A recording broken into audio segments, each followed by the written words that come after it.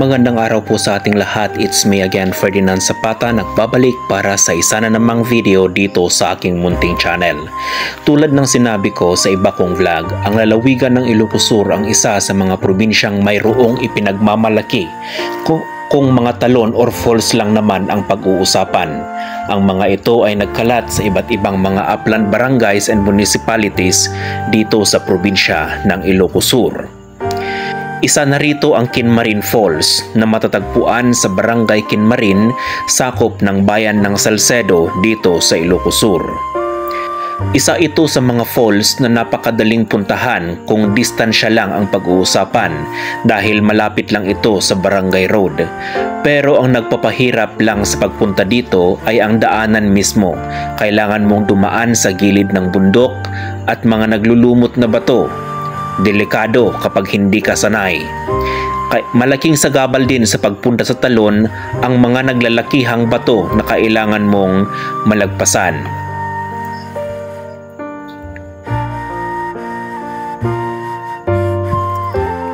Ang Kinmarin Falls ay isang napakataas na falls. Napakalakas din ng pressure ng pagbagsak ng tubig. Dahil sa lakas ng pressure ay parang nagbubuga rin ito ng malakas na hangin, kaya hindi mo pwedeng ilapit masyado yung drone sa falls dahil magwiwiggle lang ito.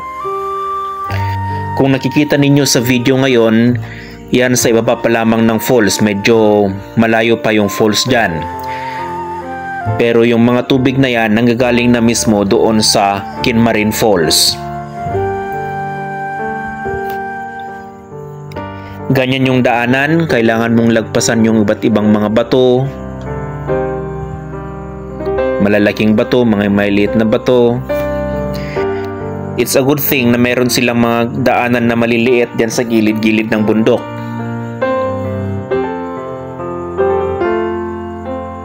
Kailangan ding matibay yung tsinelas mo para hindi mapigtas ka agad. Kasi naglulumot yung mga bato dyan.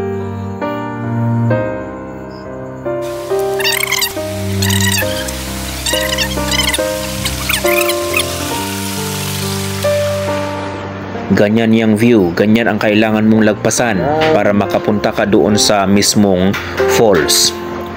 Kung yung kalidad ng tubig ang pag-uusapan, napakalinis at napakalamig ng tubig na nagmumula dyan sa talon.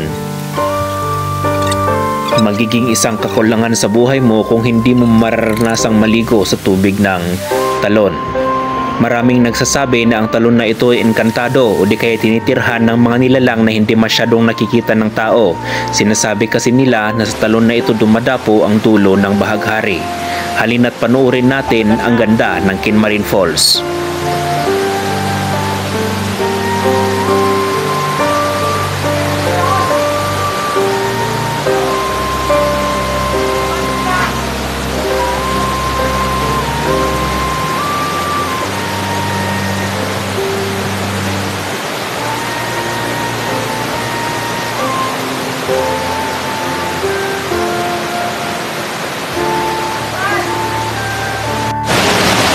Itong nasa likod ko na falls ang itinuturing na isa sa mga pinakamagandang falls dito sa Ilocos Sur.